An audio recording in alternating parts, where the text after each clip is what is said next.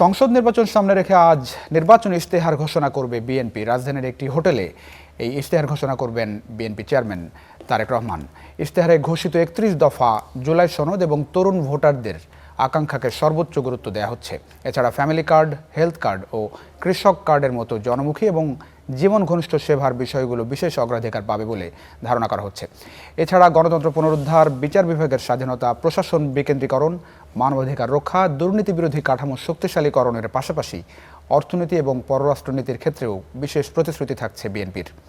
এছাড়া আলেম ওলামা, সংখ্যালঘু, কৃষকদের জন্য বিশেষ অগ্রাধিকারও পাবে গুরুত্ব।